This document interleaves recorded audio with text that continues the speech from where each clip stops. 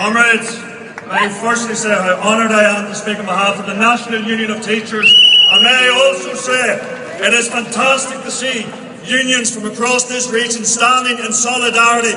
It is through unity that we will win. I salute Unison, I salute the GMB, I salute the PCS, I salute the Fireman's Union, and I salute the National Union of Teachers standing together for workers' rights and education.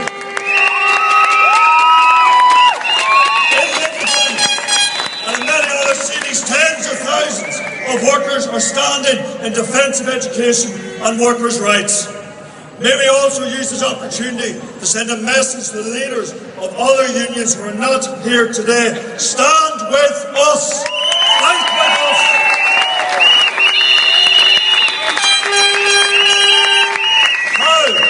How can you expect to win when on the battlefield, before you've even reached that point, you have accepted defeat? I have been asked by the NUT to speak here today because in 12 days I become a statistic. In 12 days I become one of the 50% of young teachers who has to leave the profession. I am a teacher out of a sense of vocation. I am a teacher because I love the scourge of racism and homophobia in schools. Teaching is without doubt the most wonderful of professions. I, like many my age, have to make the painful decision to leave a job I love. All of us have watched in horror as the teaching profession has been undermined, attacked and decimated by Michael Gove. Let me state that figure again. 50% of teachers are leaving within the first 5 years. Gove has presided over a catastrophe in education. Morale is at an all-time low. Our pensions have been attacked. Our workload, particularly in unnecessary and pointless administrative tasks, has increased. Most of us are working at least 70 hours a week, 7 days a week. The blunt reality is that many young teachers have to ask the honest question, can I sustain this? Can I seriously maintain this level of work for the next 10, 20, 30, 40 years until I reach retirement at 68, in which my pension, where I put loads of money in, I get much less out. But the incompetence of Gove goes further. He has declared war on subjects that he ridiculously thinks are soft.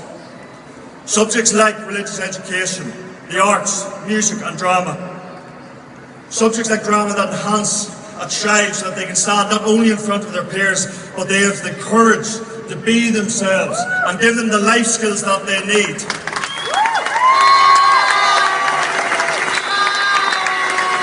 Subjects like RE that get a child to question the world, think about what life is about, to bridge the gaps between ourselves and to tackle the scourge of prejudice and discrimination. He is attacking these subjects.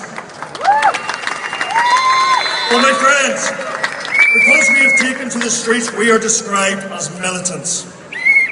We are described as militants because we have the audacity to say enough is enough. When did it become militant to stand up for education and workers' rights? When did it become militant to stand up for our pensions? And when did it become militant to say it to the most inept education minister, you are disgraced and your policies are destroying education? Go! You have to go! And this government has to go!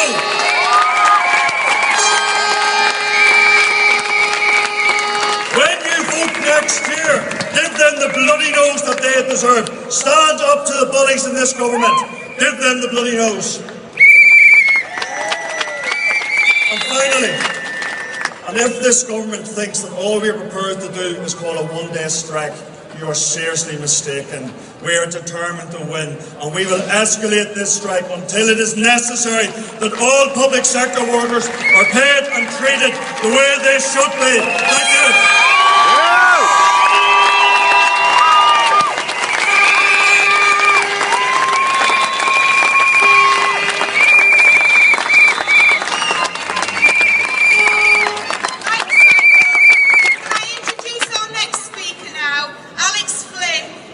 Campaign picket lines this morning in the northwestern Merseyside. Alex.